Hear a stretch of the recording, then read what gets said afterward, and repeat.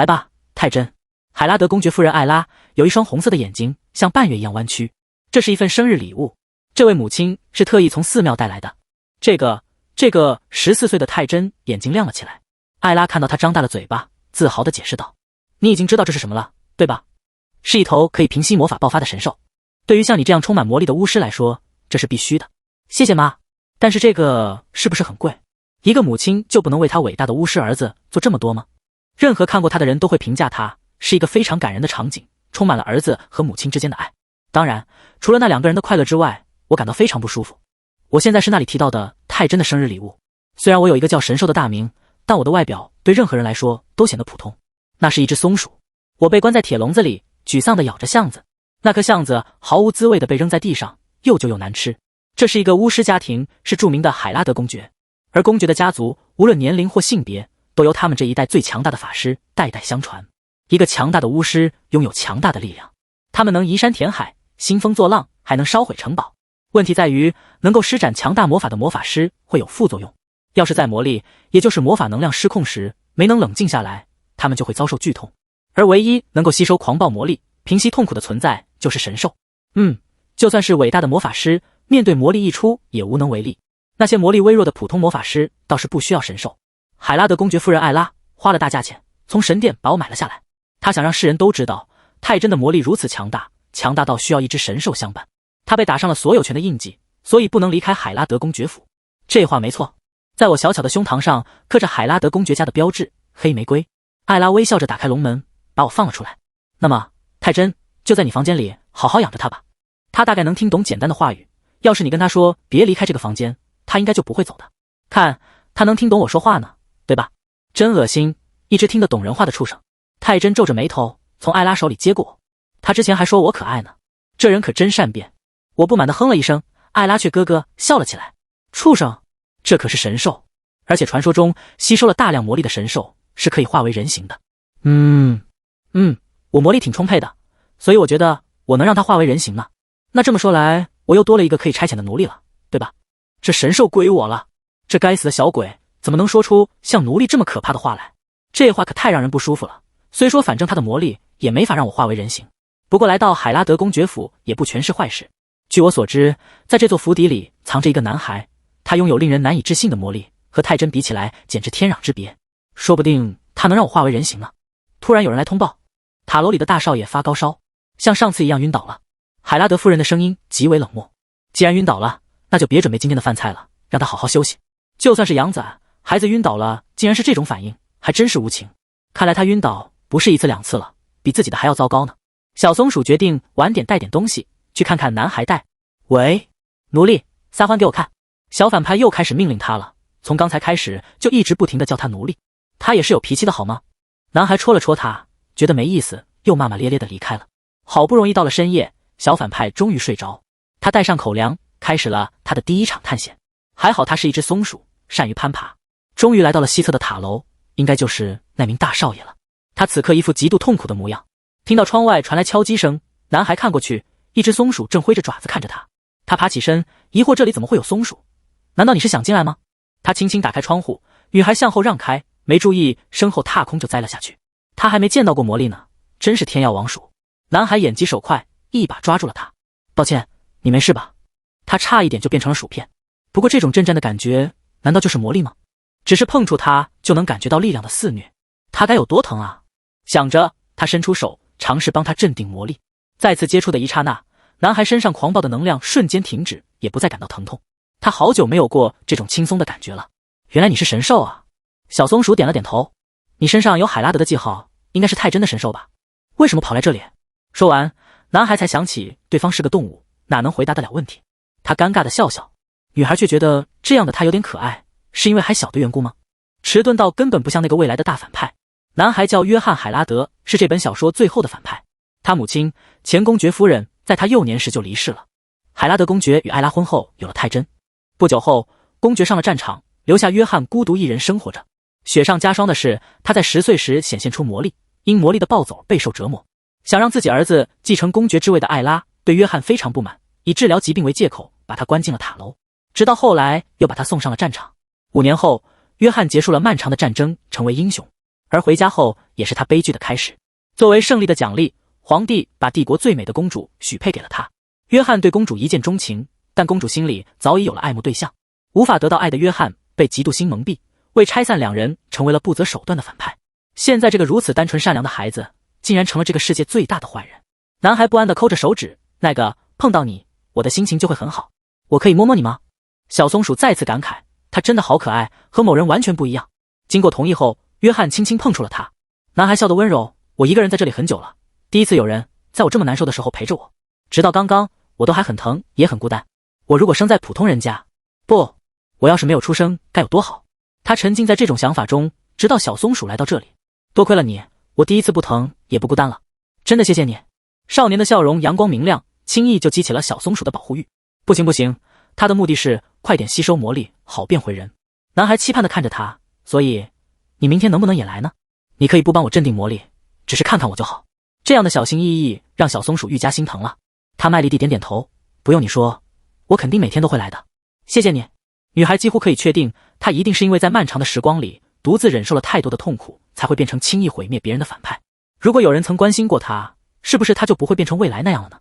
虽然她只是个松鼠，但会努力好好对她的。她要保护这个单纯柔弱的孩子。小松鼠拿出一个橡子递向男孩，男孩惊讶道：“给我的吗？”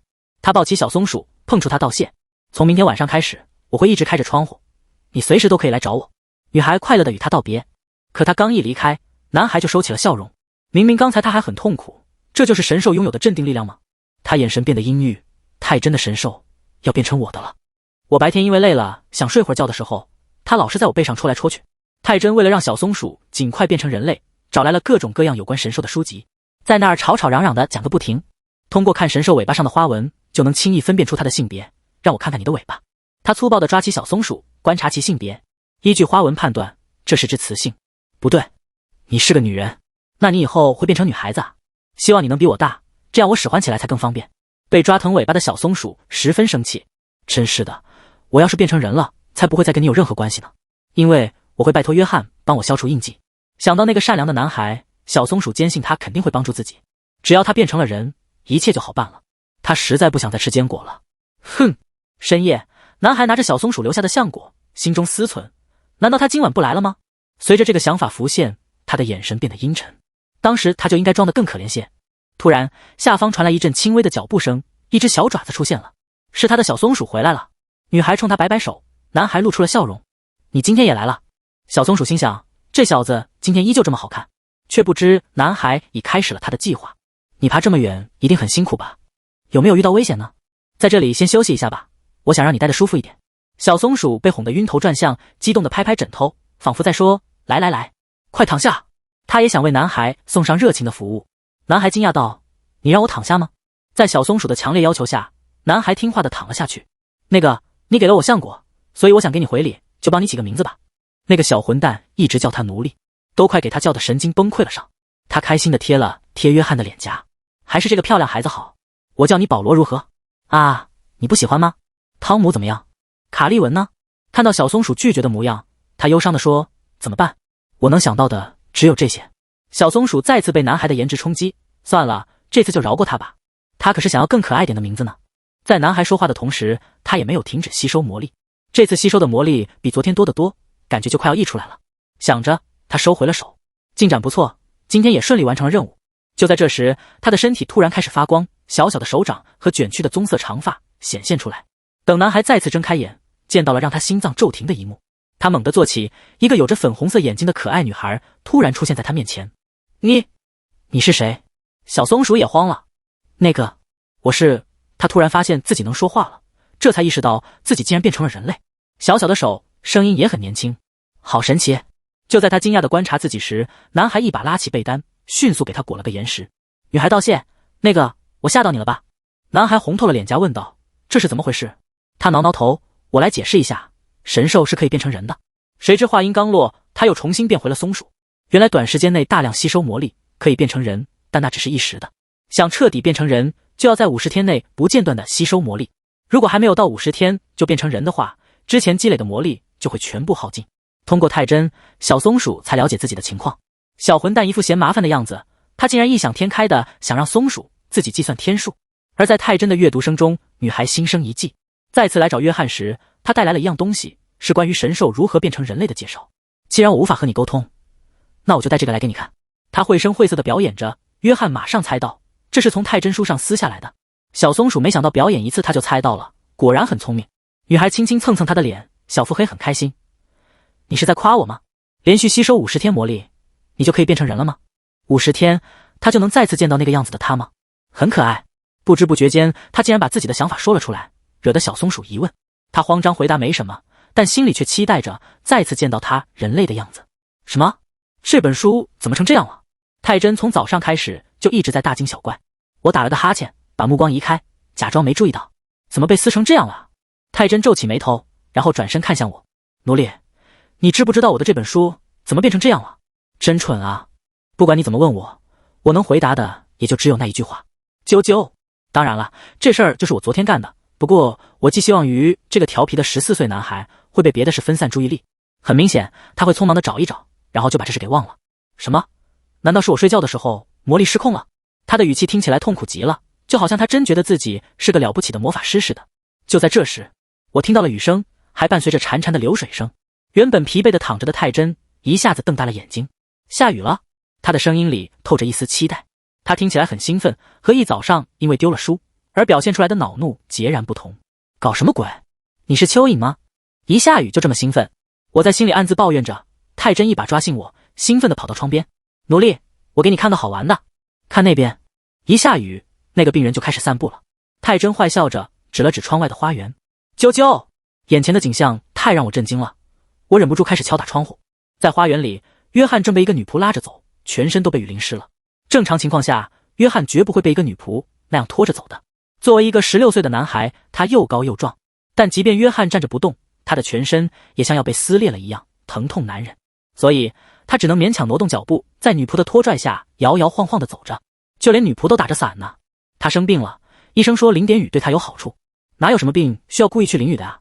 医生说这对他身体有好处，尽管这会让他感觉浑身无力，虚弱不堪。我难以置信地盯着泰真的脸，看到泰真这么高兴，宅子里的每个人似乎都知道这是一种假治疗。哼，既然我可怜的哥哥出去散步了，那我也该出去走走了。泰真卷起袖子离开了房间，独自留在房间里的我沮丧地又敲了敲窗户。不，你们不仅因为魔力失控的事就忽视这个生病的孩子，还这样折磨他。很明显，他们就是想让他病得更重，让他变得更虚弱。在这种天气里，他穿着这么单薄的衣服一直淋雨，显然会感冒的。没什么可犹豫的了，我得去帮他。我把橡果收集好之后，从窗户的缝隙溜了出去，落在了附近的一棵树上。在泰真赶到之前，首要的计划就是先对付那个拖着约翰的女仆。约翰·海拉德的继母将他视作眼中钉，从得知他天生拥有魔力的那一刻起，他就无时无刻不想着除掉他。然而，由于漫长的战争使得皇权被削弱，皇帝担忧贵族势力会威胁到自己，便要求贵族家主必须上战场。倘若家主战死，直系亲属就得接替。他留着约翰一条命，不过是不想让自己的儿子上战场罢了。男孩的状况很糟糕，他向侍女请求走慢一些，可傲慢的侍女不但拒绝，还恶劣地催促他快一点。小松鼠越看越生气，他都已经是那种状态了，对方竟然一点同情心都没有。不过没关系，小松鼠举起橡果。原著中或许没有人愿意站在你这边，但现在我会与你并肩作战。他用坚果精准地砸中了侍女们的眼睛，一个都没放过。橡果滚落到少年脚下，他捡了起来。难道是？男孩四处搜寻着，果然看到了手舞足蹈的小松鼠，仿佛在催促他赶紧离开。男孩没有丝毫犹豫，转身就跑回了钟楼。用橡果制服了骚扰约翰的女仆后，我在树上拍了拍手。哦，我的天，我真有天赋！我躲在树上，看着约翰仓皇跑进塔楼。我叹了口气，松了口气，我也该回去了。正当他也打算回去的时候，听到了小反派的吼声。我好不容易才接了水过来，他去哪儿了？侍女们吓得浑身发抖，解释说自己一时没看住他，他就跑走了。他气得无法控制自己的脾气，把提来的一桶水浇在了女仆身上。住手，泰真！通常不参与这种事的艾拉慢慢走了过来。男孩回过头向艾拉告状，母亲，难得有个不错的玩具，还被这俩人给放跑了。你说很棒的玩具是什么意思？泰真？艾拉优雅地把手搭在泰真的肩膀上。我猜你是想帮你哥哥治疗吧？哦，对，我想帮哥哥更快的康复。你哥哥脾气急跑掉了，就先忍一忍吧。我们明天有重要的客人要来，所以我不想公爵府乱糟糟的。艾拉用近乎亲切的声音安慰泰真。明天和哥哥一起迎接客人，不是更好吗？明天的客人是梅菲斯特公爵夫人和她的女儿，对吧？泰真的眼睛闪闪发光。啊，肯定很有趣。当我听到他们说梅菲斯特公爵夫人和她的女儿时，我差点把手里的橡果掉了。哦，我的天，是女主角。根据原著故事，女主角玛丽埃尔·梅菲斯特现在不会和约翰见面。按照原著，约翰和玛丽埃尔是在战争结束后才见面的。难道是因为他的插手导致剧情改变了吗？今天因为约翰没被泰真欺负，艾拉感到的羞辱感增加了。很明显，他想在众人面前让约翰难堪。这对母子真是太恶毒了。却不想下一刻艾拉就提到了小松鼠。艾拉抚摸着泰真的头发，温柔地说道：明天我们要向梅德斯特公爵家族的人展示你的新神手，还要炫耀你的魔法天赋。男孩回到房间后，忍着痛苦却打开了窗户。一开始他还抱着利用他的想法，如果用神兽的力量镇压住魔力并使用魔法，他是不是就可以毁掉这座令人恶心的公爵府？当他知道小松鼠需要他的魔力才能变成人时，他甚至觉得庆幸，因为这样那只松鼠就会一直来找他。他们之间本只是互相利用的关系，他原本是这样以为的。可是小小的他却先站出来帮助了他。小松鼠出现了，他趴在男孩的肩头。你来了，今天真的谢谢你了，托你的福，我才没有淋太多雨。他一边咳嗽一边说。小松鼠伸出爪子安慰他，男孩笑着说自己没事。他用脸颊轻轻蹭着小松鼠，哈哈，所以他是不是可以相信他呢？毕竟你是我人生中唯一一个站在我这边的人。尽管我今天已经吸收了所有能吸收的魔力，但他的体温却下不来。他发烧了，额头热得像个火球，而且明天他还会在众人面前受辱。大家都会对海拉德公爵的长子议论纷纷，说他病得连自己都保护不了。此外，海拉德原本就有以能力而非长子为核心的继承原则，这就等于公开表明海拉德的长子没有资格继承爵位。而且因为泰真会带我去，我将会目睹整个事情，光是想想就觉得难受，没必要再和他待在一起了。我今天已经吸收了所有能吸收的魔力，你要走了？约翰也许察觉到了我的想法，悲伤地问道。一想到会被泰真抱着，看着约翰当众受辱，我就觉得苦涩。我至少应该提前给他一些安慰。我躺在约翰的手掌上，用我自己的方式安慰他。来，看看我的肚子。说实话，我的肚子上覆盖着白色的绒毛，摸起来很舒服。当我摸到它的时候，感觉暖乎乎的，我甚至能感觉到我的心跳得很快。挠松鼠的肚子可不是随便谁都能做的，但我为明天的约翰感到难过，所以就帮了他这个大忙。你在做什么？摸摸它，很舒服的。我指了指约翰的手，然后假装用手揉肚子。啊，好吧。约翰惊讶地看了我一会儿，然后轻声笑了起来，开始用手指揉我的肚子。他还慢慢地用拇指在我跳动的心脏附近画圈。我沉浸在他抚摸我肚子的惬意中，都没听到他接下来说的话。我的松鼠。而且因为我还不识字，约翰床边那本打开的关于神兽的书，我一个字都没看。被神兽调节魔力的魔法师通常对那只神兽有很强的占有欲，严重的情况下，看到神兽和别的魔法师在一起，他会极度的难以忍受。第二天早上，一个女仆来到泰真的房间，把我洗得干干净净。我正往嘴里塞着满满一碗葵花籽的时候，门大开，泰真进来了。她头发梳得整整齐齐，衣服一眼看上去就很贵，而且她看起来很疯狂，这是肯定的。泰真肯定会急于给她留下好印象。好了，我们走吧。泰真满脸笑容的把我抱起来。泰真和我来到了餐厅。对不起，我来晚了。泰真站在客人面前流利的说道。因为魔力的原因，我有点头疼，我得让神兽给我做些舒缓治疗，所以来晚了一点。不，我从没给你舒缓过，你就因为我不能说话就撒谎。我怒视着泰真。不过小松鼠怎么感觉旁边在发光呢？梅丽尔也太漂亮了吧，不愧是小说中的女主角。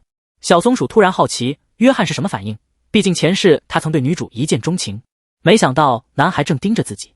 哦，我的天啊！原本关切的看着约翰的梅丽尔的目光立刻转移到了松鼠身上。松鼠系着一条大大的粉色丝带，可爱的眨着眼睛。这是我第一次见到神兽，帝国里不是只有几只吗？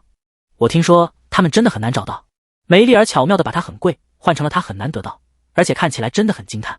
梅德斯特公爵夫人好奇地看着松鼠，然后补充了一句：需要神兽来调节的魔力，泰森少爷确实很像海拉德公爵。海拉德公爵总是想着购买一只新神兽。泰真得意的尾巴都恨不得翘到天上去了。我还有很多不足，比不上父亲，但如果没有神兽，确实很难受。梅丽尔的目光无法从松鼠身上移开，说道：他是怎么让人平静下来的呢？我听说要通过触摸。哦，我的天啊，如果我早知道今天会见到神兽，我就该好好研究一下了。泰森轻轻抚摸着系着丝带的松鼠的头，回答道：我想每个神兽都不一样，对吧？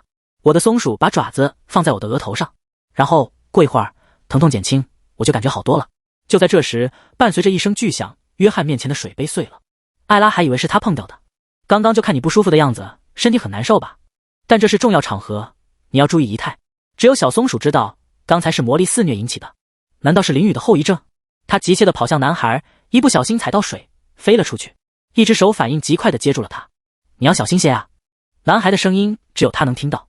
我不在的地方，你不要到处乱跑，不然的话，我保护不了你。就算再迟钝，小松鼠也发觉到了男孩的不对劲。打破沉默的是泰森。泰森看着没有回应的约翰，说道：“那么你能把它还给我吗？”他骄傲地向约翰伸出手。我的松鼠。环绕着我的那只手加大了力道。泰森说的我的松鼠这句话让他心里很不痛快。约翰不但没立刻还给他，反而还笑了。那泰真，这只松鼠叫什么名字？你为什么这么好奇？小反派一脸心虚。约翰和声细语地说道：“因为重要的神兽总不能一直这样称呼它吧？看你的反应，还没给它起名字吗？”泰森还没笨到说出我叫他奴隶之类的话。约翰提议：“那我帮你起吧。”什么？就凭你？那个梅里尔突然加入，他的名字由我来起可以吗？因为他实在太可爱了。泰真，当然，能让宫女起名是他的荣幸。小松鼠马上跑向女孩：“那我给你起个好听的名字。”梅里尔若有所思地看着我。毛茸茸的尾巴好可爱，黑眼睛好漂亮。小黑。小黑这个名字怎么样？松鼠震惊，好土。除了约翰，大家都在夸名字起得好，可小松鼠完全不喜欢好吗？小黑，今天我很高兴能见到你。在宫女碰触他的瞬间，他突然感觉到了魔力，可还没来得及再次确认，对方就松手了。他腿上被绑了一根漂亮的金线。小松鼠向他道谢，他喜欢金子。喂，小黑过来，你要来主人的身边。他好讨厌泰真，但为了约翰，如果这个时候他不听泰真的，那小子可能会拿约翰撒气。想着，他奔向小反派。泰真一脸得意，做得好。梅里耶羡慕的惊呼：小黑这么听主人的话，可能因为他在帮我镇定的过程中，我们一直在交流感应吧。约翰强迫自己移开视线，他握紧拳头忍耐着。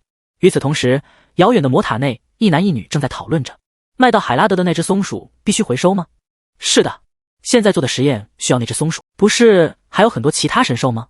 不行，实验结果都没有那只松鼠准确，而且它是在海拉德手中，万一被海拉德的魔力让神兽变成人类了，就麻烦了，因为他可能会想起实验的事。这一点你不用担心，因为我和海拉德夫人确认过，他儿子几乎没有魔力。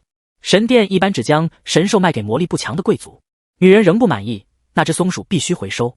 外面传来敲击声，小松鼠又再次出现在男孩的窗外。你不用每次都敲门，因为我一直在等你。今天为止，他吸收男孩魔力已经超过了40天。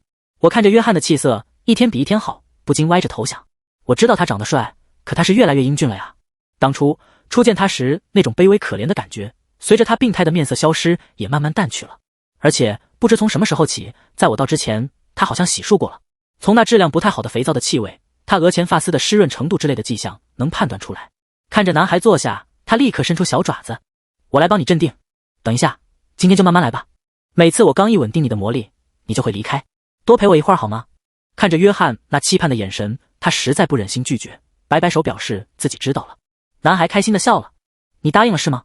谢谢。”男孩忽然注意到梅德斯特宫女给他带的金线还在，一想到宫女还给小松鼠起了小黑这个名字，他就莫名的心情很糟糕。你的名字如果叫小黑，就太不像话了。你应该有个更可爱的名字，以后我叫你默默怎么样？约翰一脸期待。这个名字你喜欢吗？他才不喜欢呢，这家伙还真是不会起名字。但小黑他都勉强接受了，如果拒绝了他，他会不会因此不开心呢？想着，他点了点头。对吧？我也觉得很适合你，毛茸茸的，小巧又可爱。那个，默默，我们的相遇是偶然吗？为什么我总觉得我们的相遇是必然呢？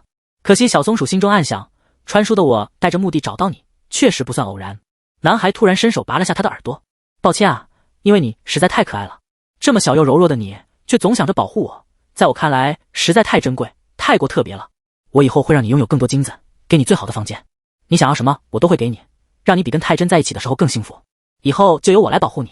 小松鼠却因为男孩的这番话感到悲伤，因为他很快就会被送上战场。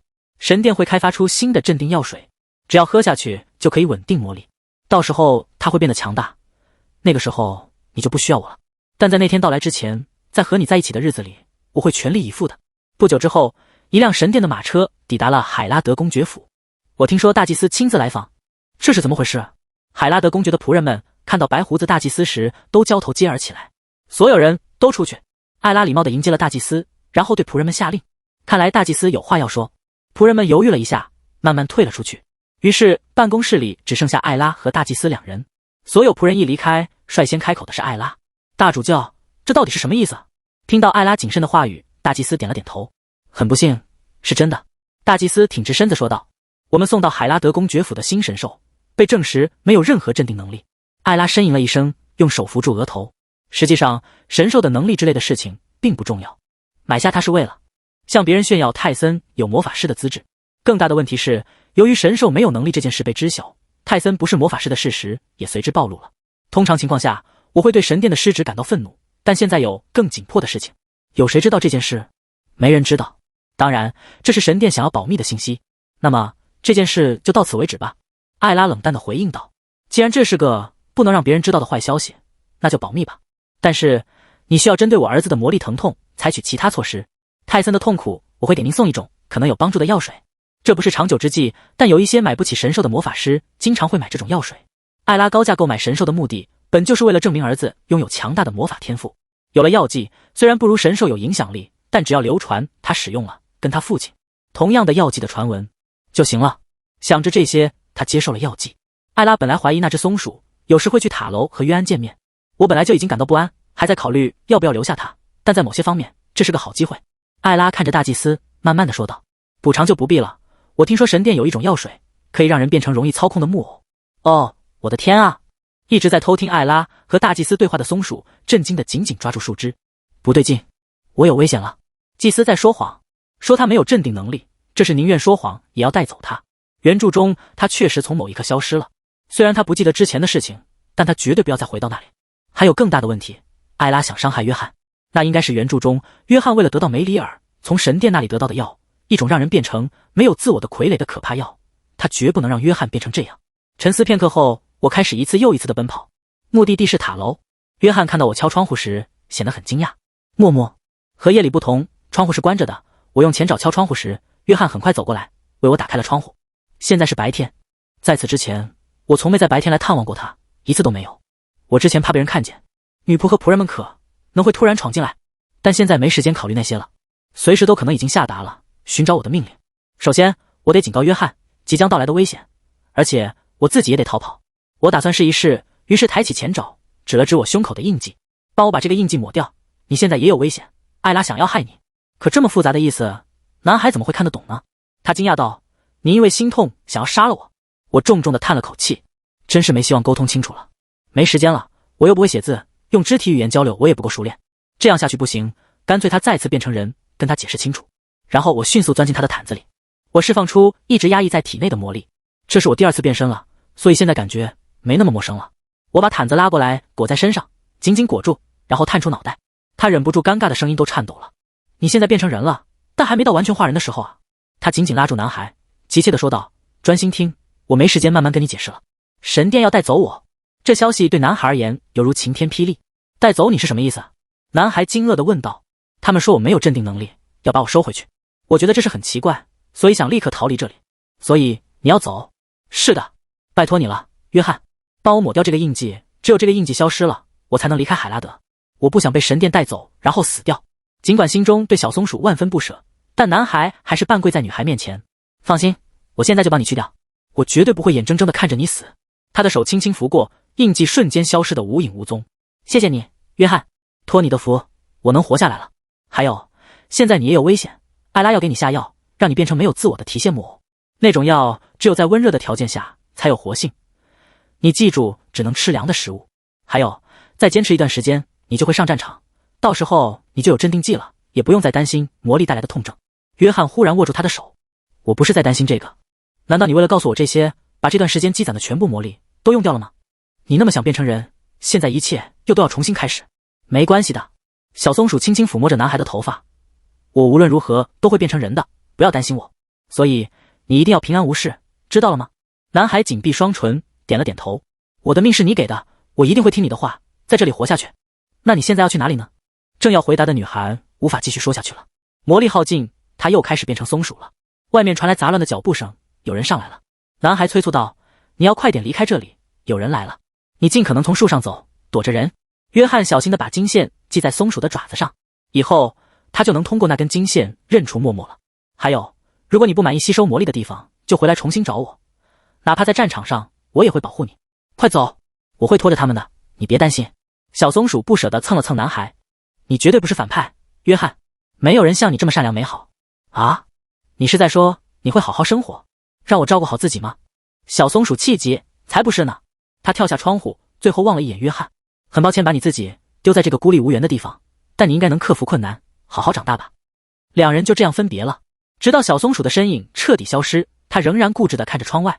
他真的离开自己了，明明他还有很多事想为他做。外面传来喊声，找到那只松鼠，身上有印记，跑不远的。从神殿把神兽卖给太真时，他就觉得奇怪了，那小子几乎没什么魔力，他绝不会让他再回到那种地方。松鼠消失后不久，约翰房间上了锁的门就被敲响了。少爷！仆人看到门被锁着，就粗暴地敲门并喊道：打开门，少爷！约翰慢慢打开门，一个长相粗鲁的仆人闯了进来问道：您有没有见过太真少爷的松鼠？他叫小黑。约翰挑了挑眉毛回答道：我被锁在这里，怎么可能看到一只松鼠？而且小黑这个名字真难听，以防万一，请让我在房间内找一下。说完他就开始翻找起来，他边找边嘀咕，就算是为了奖金，一定要找到那只松鼠。约翰看着这一幕，然后突然对仆人说道：那只松鼠，如果你们找不到它，会有麻烦吗？估计就不能消停呗，不知道晚上能不能睡觉。听到仆人抱怨的回答，约翰睁大眼睛笑了，然后他像魔鬼诱惑人一样轻声低语：杀一只松鼠，然后带给我，我会在那只松鼠的胸口印上一个标记，这样大家就会以为它是太真的松鼠了。你就说发现它时已经被狗咬死了，就算以后找到真的神兽，你也可以抵赖说不知道怎么回事。你愿意帮忙我当然感激，可您为什么要做这种事呢？约翰悲伤地笑了笑，作为回报，偷偷给我带些食物来，偷些冷面包之类的，肚子太饿了，求你了。仆人看着约翰，一时无言以对。除非是非常邪恶的人，否则当一个16岁的男孩讨要食物时，很容易就会心软。好吧，我会。仆人叹了口气，点了点头。那我一会儿就回来。如果我这样做，就能骗过神殿。在某种程度上，神殿以为默默死了，这是好事，就算他们觉得有些奇怪，至少也能暂时睁一只眼闭一只眼。这是他帮助松鼠的方法。不过他看向床铺，那里仿佛还留有他的身影。刚刚一瞬间他其实犹豫了，他不想去掉印记，也不想让女孩离开他身边，但他活下来才是最重要的。如果说他的人生中有什么比自己的安危还重要的，那就是他了。他相信女孩那么聪明，一定可以成功逃走。不知从何时开始，比起镇定魔力，他更期待见到女孩。可是今后每天夜晚的等待都将不复存在了。与此同时，梅里尔在房间里翻阅所有信件时绞尽脑汁。梅德斯特公爵去打仗后，公爵夫人西耶娜打理着公国的事务，但西耶娜太软弱了，所以大部分工作都留给了梅里尔。请求支援，现在对每个人来说都是艰难时期。但有个问题，梅里尔太善良了，无法领导公爵府。这个要求的额度也太大了吧？就在这时，咚咚，梅里尔被敲窗声吓了一跳，抬起头来，他颤抖着喃喃道：这里是在2楼呀。就在他紧张的屏住呼吸望向窗外时，一只松鼠又在敲窗，直直地看着他。一只松鼠。而当梅里尔宫女打开窗户时，便看到了疲惫不堪的小松鼠，以及他腿上那熟悉的金线。难道你是小黑？小松鼠突然眼前一黑，晕了过去。等小松鼠再次醒来时，他发现自己被放在了一张软垫上。你醒了吗？梅里尔拿来了食物。小松鼠一路奔波而来，几乎没怎么吃东西，疯狂炫起了食物。宫女惊叹道：小黑，你真的好能吃啊，就这么好吃吗？小松鼠咕咕叫着点了点头，还有很多呢，你多吃一点。不过你怎么来这里了？海拉德离这儿还挺远的呢。别担心，我会送你回去的。小松鼠好不容易才逃离那里，才不要回去呢，得想办法向他传达信息。他跳下桌子，跑到女孩的书桌上，不停地翻找着文件，而后拍打上面的字。梅里尔干咽了一下，看着松鼠的举动。一只小松鼠表情严肃地看着信件，这场景既可爱又奇怪。嘿，小黑，对不起，但有很多绝密文件，这样随便看不太好。不管梅里尔是否困惑，松鼠用爪子抓了一封信，然后把前爪移到另一封信上。梅里尔的表情变得严肃起来，松鼠又迅速移到另一封信上，用前爪碰了碰。他这样重复了好几次。那么，梅里尔说着，把松鼠指出的字母组合起来。虐待、逃跑、收留我。松鼠眼睛亮晶晶的抬头，看着梅里尔，热情地点了点头。梅里尔立刻被那可爱的模样折服。你在海拉德家被虐待了。泰森看起来性格不太好，他对他哥哥一直很无理，绝对不能把小黑还给海拉德。以后就由我来保护你，别担心。李维娜推了推眼镜说道。他的声音里带着一丝不耐烦。你顺利找回神兽了吗？大祭司点了点头。你不用担心，已经处理好了。我去取回他那天，他已经在那儿了，被养在那儿的一只猎犬咬死了。大祭司回忆起那天仆人带给他的松鼠尸体，女人仍有些顾虑。大神官劝导道，一般神兽对于变成人的意志并不坚定，所以你不用太过担心，那只神兽应该也一样。而小松鼠的变人计划也在顺利进行着。梅里尔宫女竟然拥有不逊于约安的魔力，而且神奇的是她的魔力十分稳定，她到底是怎么做到的呢？小黑，我来了。女孩一脸疲惫地出现在小松鼠面前。小松鼠咕咕叫着，似乎在问，你发生什么事了吗？那个，我只是有点累。莱切斯特来信说这次也缴不上税了，因为打仗他们过得很艰难。我能理解，但这个傻瓜真不敢相信，他们好几年都没从埃雷德斯收到税了，还一直在那里派兵保护他们。原著中的女主虽然美丽善良，但不懂人心和正事，还经常被有心之人利用，所以梅德斯特家族很快就败落了。从他对待自己的方式就能看出来，那群人实在过分，要对这么善良的孩子敲骨吸髓到什么地步呢？小松鼠决定帮助女孩。我深吸一口气，走向壁炉，假装砍树，假装很热，我擦了擦汗，最后我用手臂比了个叉，表示不需要。梅里尔静静地看着我，然后说，埃雷德斯是炎热地区，不需要木柴，所以肯定有很多树，所以你想让他们用树来交税？太厉害了！我骄傲地连连点头。这和约翰的交流完全是不同的水平。约翰几乎理解不了，但梅里尔完全理解了。梅里尔走到我身边，紧紧地抱住我。哦，我的天啊，小黑，你为什么这么聪明？那个，小黑，如果我有其他烦恼，你也会听吗？小松鼠眨眨眼睛，表示你尽管说。毕竟他要借助梅里尔的魔力变成人，就当是报答恩情了。而且他们之间好像有着奇妙的联系。府内的另一个房间，梅里尔的母亲看着手中的头发，喃喃道，尤里卡，要是知道那天会失去你，我绝对不会去神殿。如果你现在还活着，应该已经长大了吧？要是能再见一次你那温暖的粉红色瞳孔，我就没有任何遗憾了。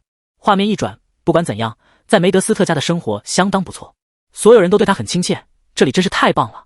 然后有一天，出于好奇，我顺着常春藤爬上一堵墙，到一个大房间的窗户边，在那里站了一会儿，往里面看，看到一位老妇人靠在床上叹气。她是梅德斯特公爵夫人，听说她最近身体越来越差了，她可能有哪里不舒服，检查一下吧。等妇人睁开眼时，就看到一只小小的生物正看着她。我听说梅里尔最近养了一只松鼠，肯定是你。这是我家尤里卡的胎发，那孩子有着浅棕色的头发和粉色的眼睛。梅德斯特家族衰败的真正原因是直系的孩子经常失踪，到现在只剩梅里尔一人。失去尤里卡后，夫人的身体就变得很差。虽然小松鼠帮不了夫人，但想安慰她。小松鼠扑通一下翻倒在床上，露出白白的肚皮。夫人似乎理解了她的意思，你意思是让我摸你的肚子，然后心情就会变好吗？夫人温柔的致谢。不知为何，她看到这只松鼠，内心就会变得很平静。那个，你以后可不可以偶尔来我这里？我会给你准备很多好吃的。小松鼠竖起耳朵笑了，他喜欢这里，喜欢这对温柔的母女。而此时的海拉德家，约翰已穿上了一身盔甲。少爷，您该出发了。约翰眼神冷漠。我这就下去。海拉德公爵战死在了战场，他连父亲什么样子都记不清了，对讣告也没有什么感觉。但重要的是，小松鼠的话全部应验了。如果不是那个女孩，恐怕她已经失去了自我，变成艾拉的傀儡。虽然不知道她是如何知道这些的，但她选择相信她。她会踏上战场，等战争结束，她就会将丢弃自己的海拉德家族和威胁女孩的神殿全部清除。画面一转，我帮梅里尔解决了几个问题后，她开始给我讲故事。海拉德公爵夫人就把约翰送上了战场。这太过分了，真的。我当时见到他时，他看起来病恹恹的。哦，他终于上战场了。他肯定不会傻到喝了那药水，然后发疯似的入伍。尽管他表现出很多愚蠢的行为，但他本质上是个反派，所以不会那么笨。在这种情况下，战场对约安来说似乎更安全。谢谢你，小黑。梅里尔笑着，用脸颊蹭着我的脸。因为你，我母亲的身体也好多了，我真的很幸运。我母亲这些日子过得很艰难，她的医生说这属于某种动物疗法之类的。小松鼠心中暗想，谢什么？我更感谢你，多亏了你，我收集够了变成人需要的魔力。他打算在变成人后向宫女解释清楚这一切，所以他没有丝毫犹豫，当着女孩的面直接化为人形。梅里尔满脸的不可置信，小黑，你这究竟是怎么回事？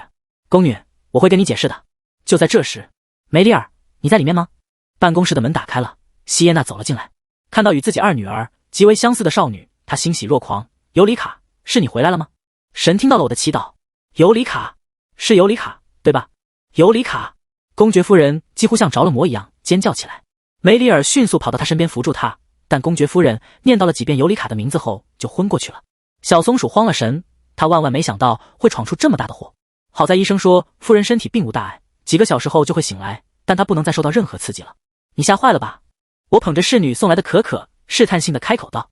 原本只是打算悄悄离开，结果已经闹得整个府邸鸡犬不宁，实在觉得过意不去。没事，你肯定也吓坏了吧？梅里尔温柔地回答道，他那天真善良的模样让我不禁露出一丝羞涩的笑容。梅里尔用好奇的目光注视着我，问道，这是人类化了吧？看来自从收留我之后，他读了不少关于神兽的书，情况判断得很快。不过魔力是从哪儿来的？不是需要吸收至少50天的强大魔力吗？梅里尔小姐的魔力实在是太充沛了。我搓着手指如实回答，所以我就稍微吸收了一些，直到可以人类化为止。我有魔力，可我连魔法都不会用啊。梅里尔惊讶地问道，显然完全没有意识到这一点。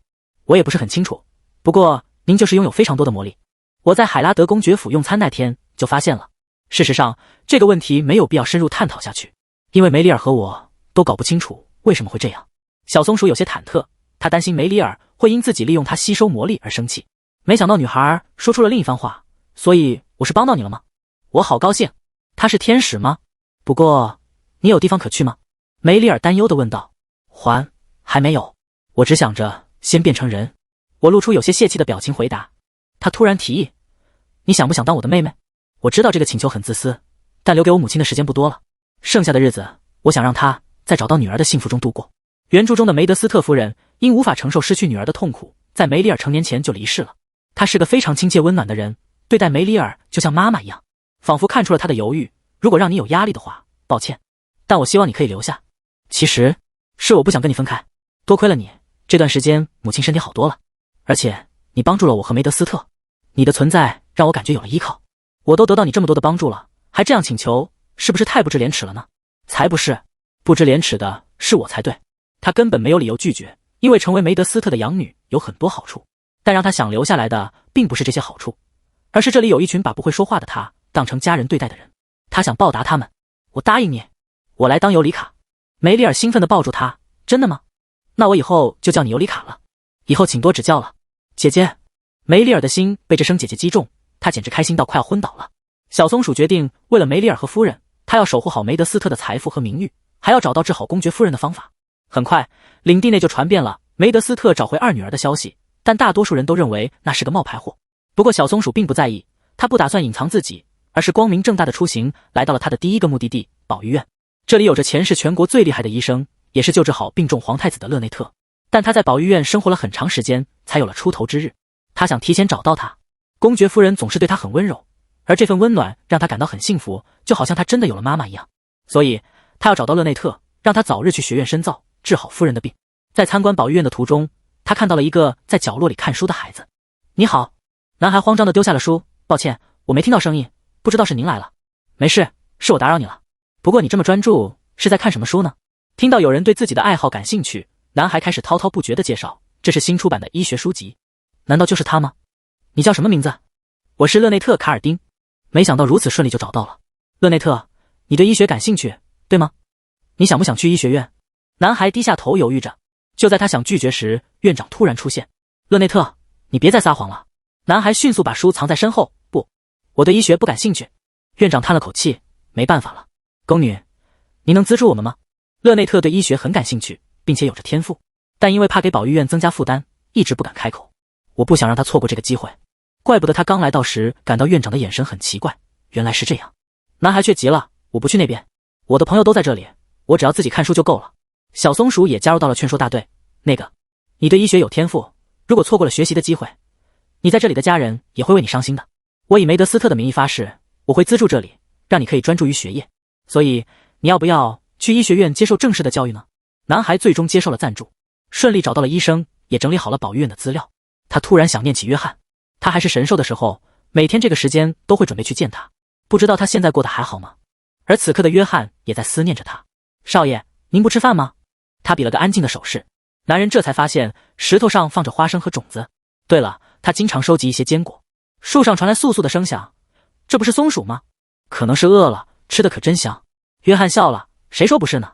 无论多少次，他都无法适应少爷的这个表情。而约翰不过是借物私人罢了。不知他过得还好吗？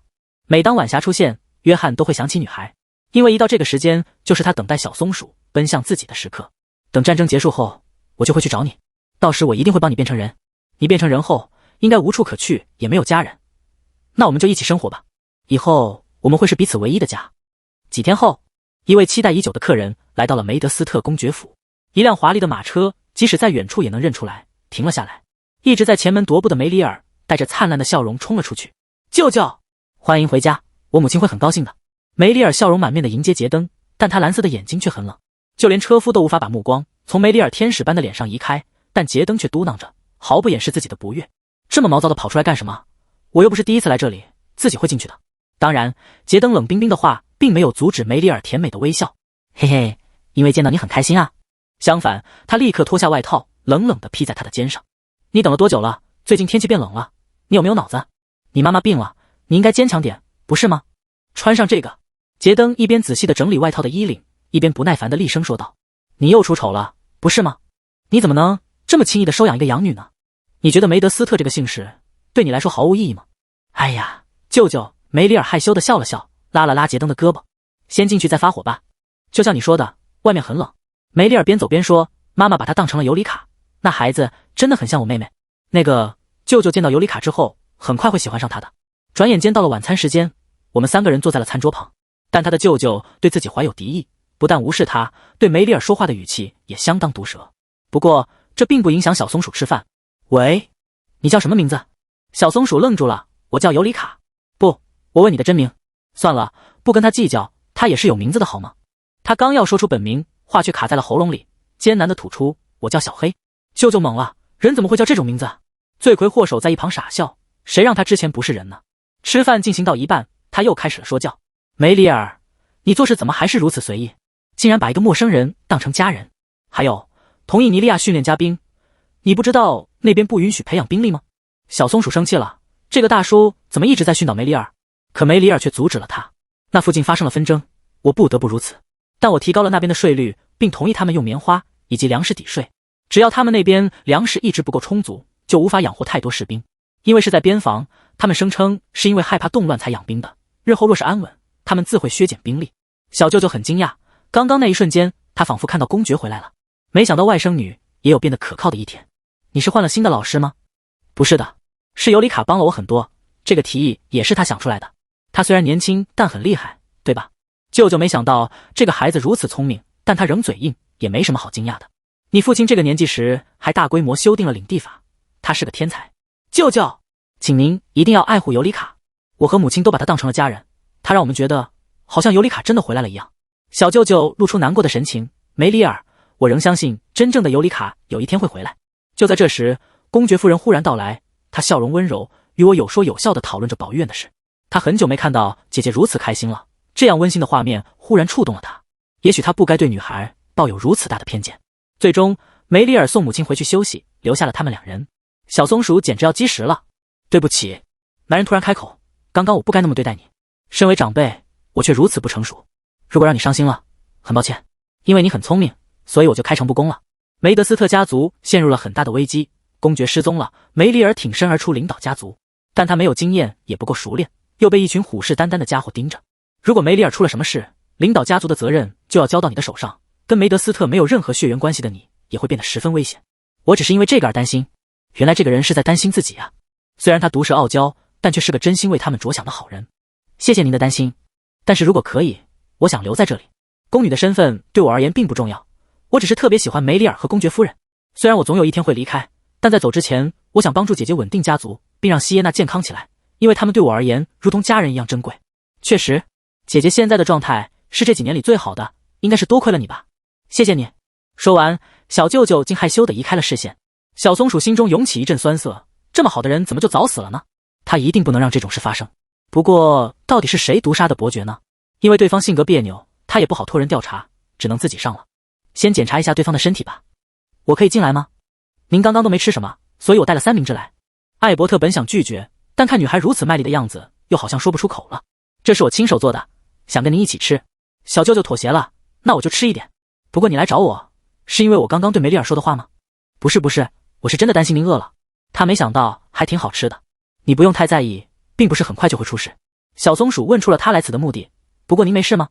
有没有和谁有仇或者发生过争执？没人和我有仇，我死了也没人能从中获利的。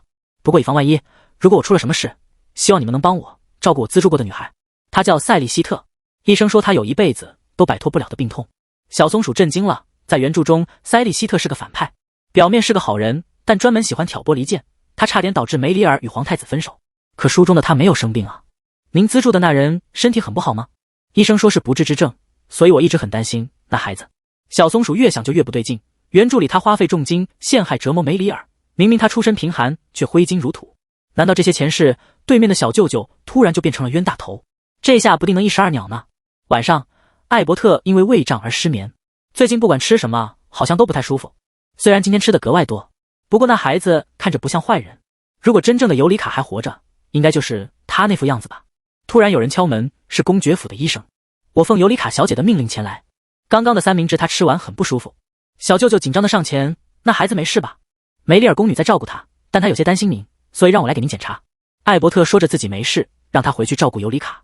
但医生一副可怜的语气，宫女拜托我一定给您检查，就好像女孩在自己眼前一样，让小舅舅无法拒绝。那你看吧。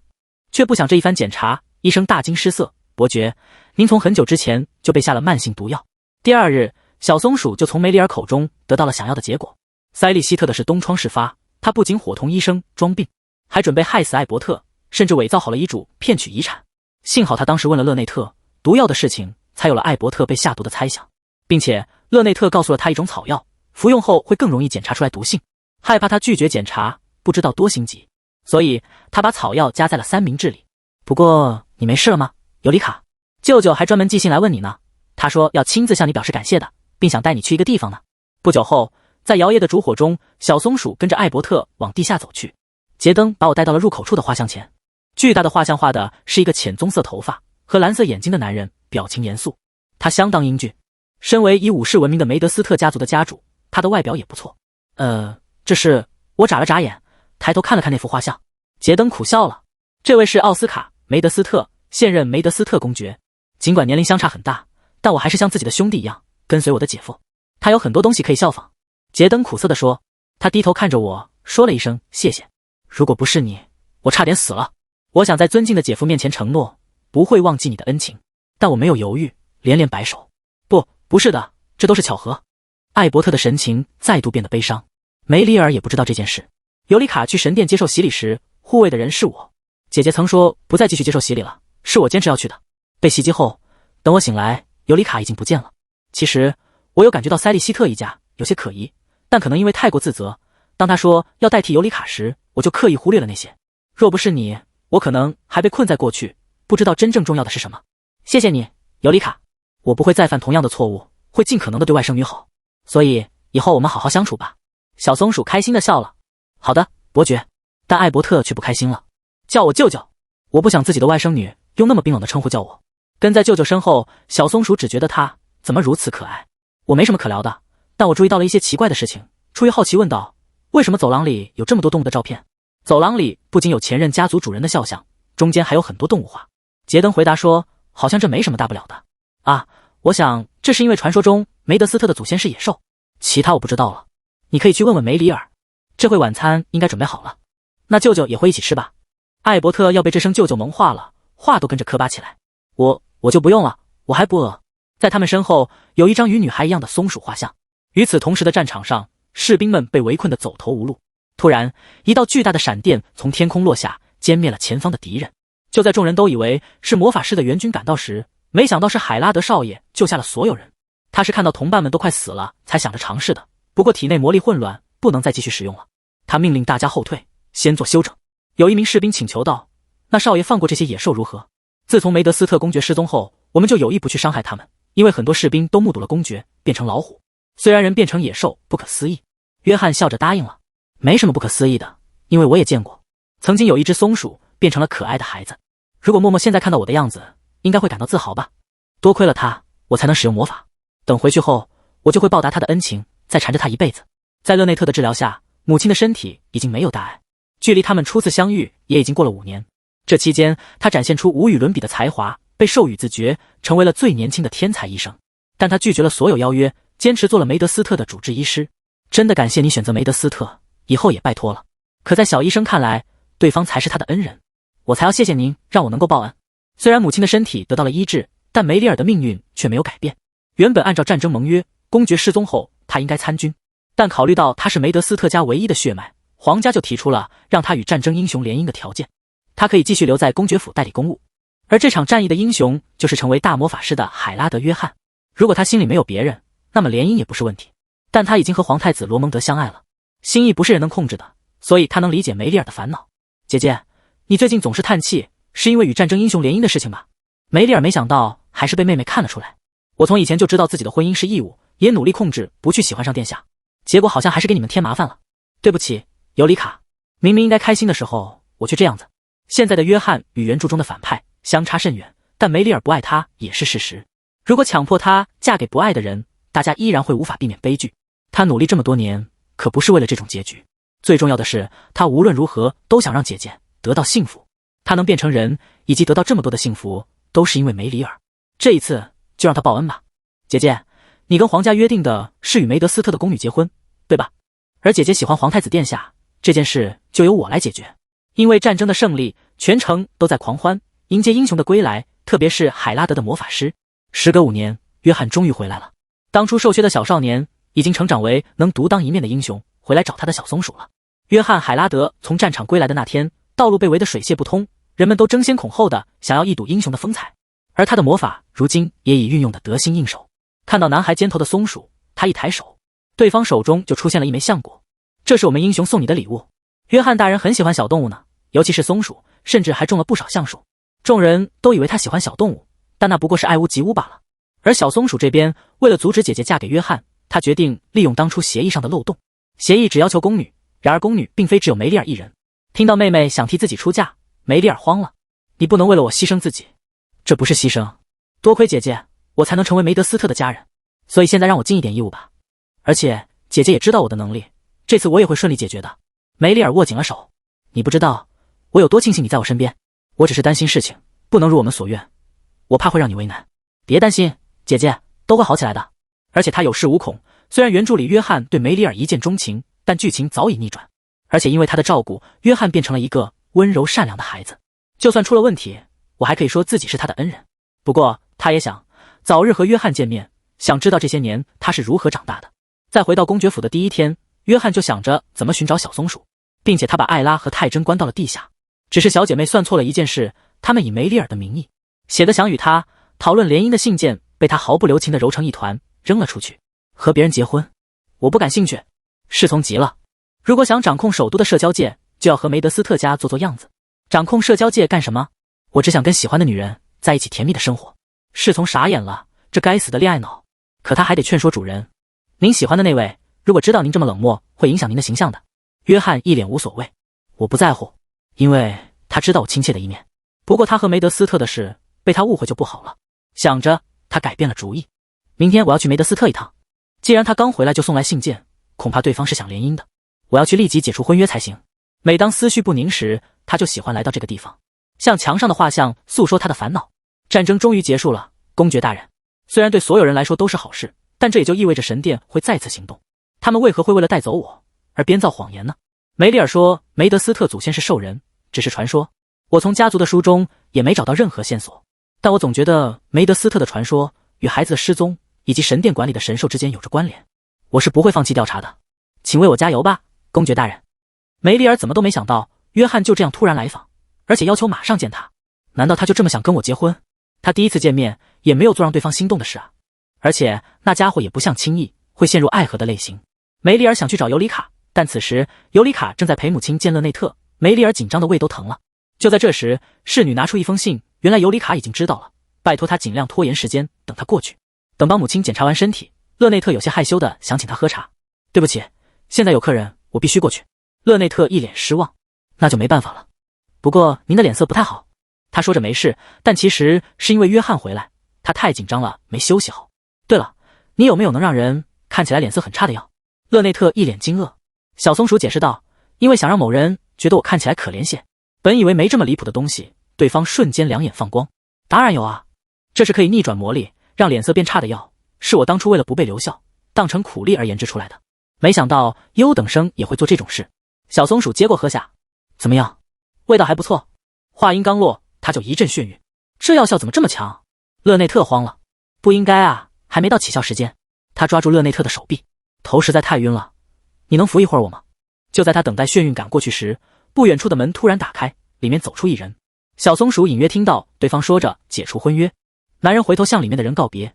等他转过头时，双眼蓦然睁大。他日思夜想的女孩就这样出现在了眼前。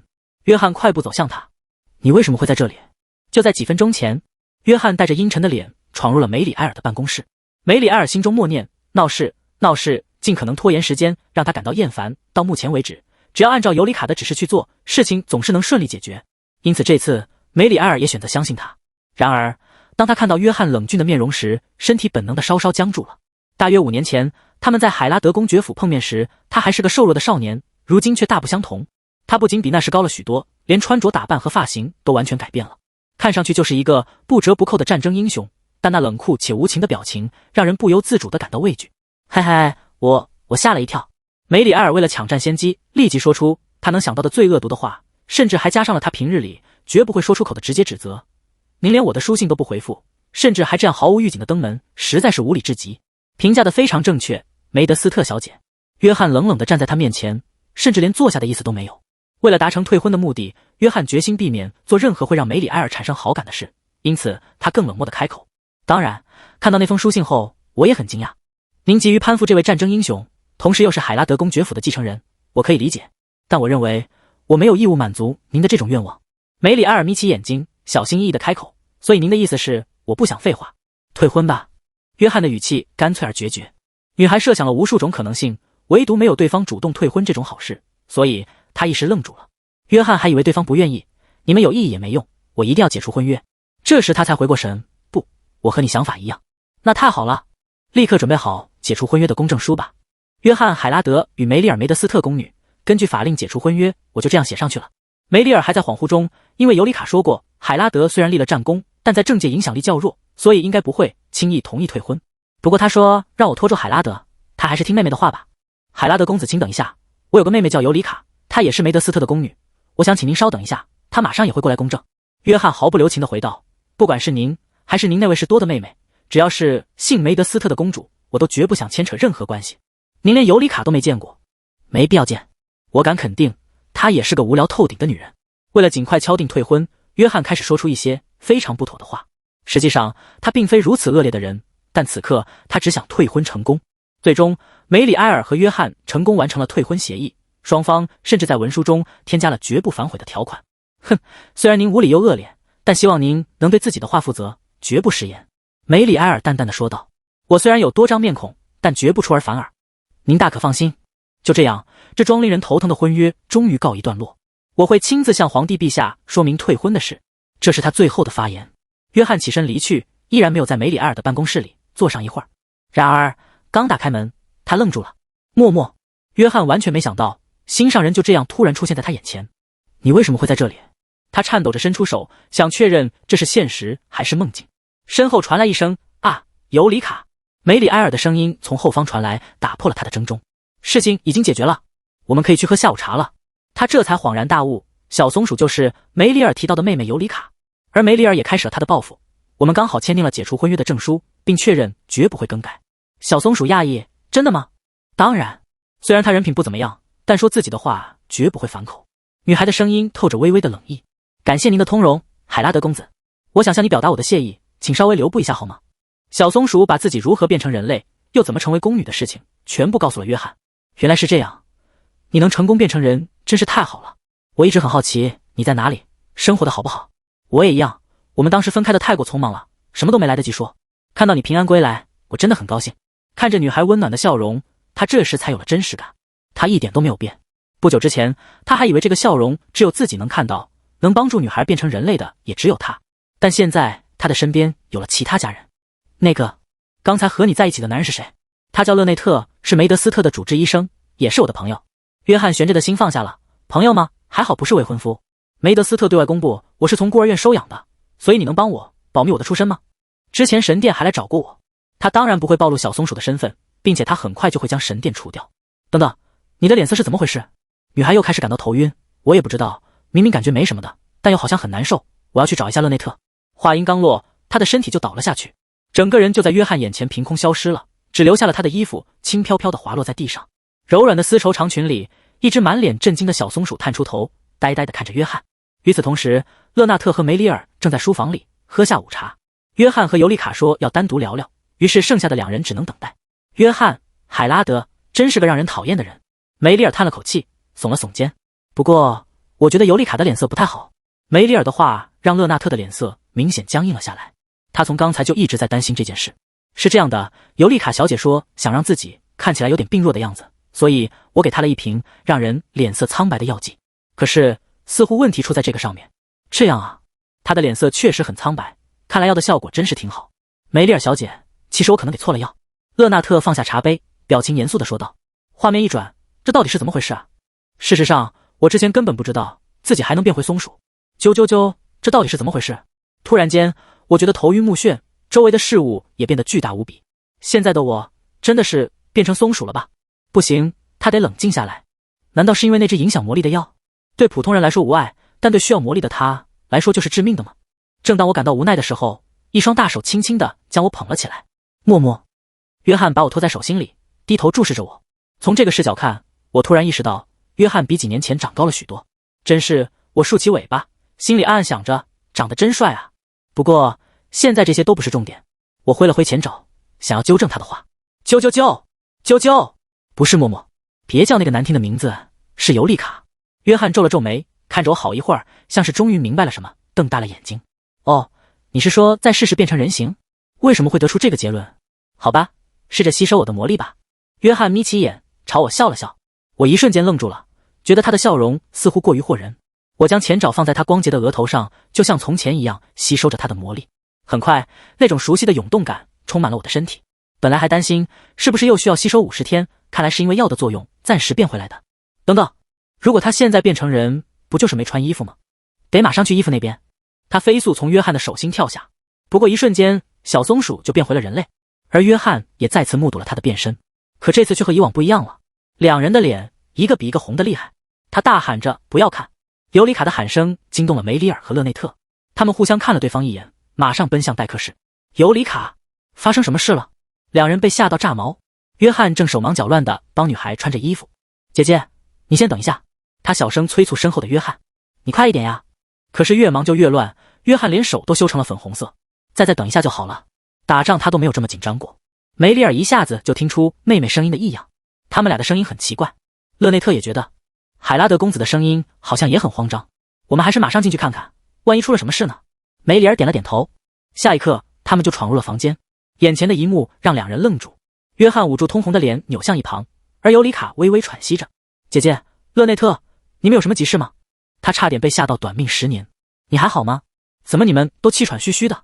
小松鼠慌张解释，因为天气不错，我们刚才在阳台晒了会太阳。你看我脸色不是也变好了吗？不过勒内特，你可以多给我一些那种让人脸色变差的药吗？这种药制作并不难，不过你想用在哪里？没什么，只是觉得可能会用得上。听完勒纳特的解释，我心中浮现出一个猜测。尤里卡推着两人，你们也确认过我没事了，那么请先出去可以吗？我和约翰还有一些事要商量。他们就这样被尤里卡关在了门外。勒内特想起刚才的一幕，感觉海拉德公子的脸色也很不好，他也需要治疗。而约翰现在满脑子都是小松鼠，他又一次在自己面前变成了人的样子。他闭上眼，强迫自己冷静下来。真是要疯了，不能再想了。约翰，尤里卡拍了拍他，对不起，吓到你了吧？我也没想到会变成这样。不是，你刚才怎么会又变成了松鼠？我也不太清楚，不过我大概有个猜想，所以我想做个实验。你能帮我个忙吗？他当然愿意。需要我做什么？你很快就会去神殿参加活动，到时你能不能带我一起过去？我会变回松鼠的样子，你把我藏在怀中带进去。那个已经取消了。约翰愣了一下，马上又改口道，我会让他们重新准备的。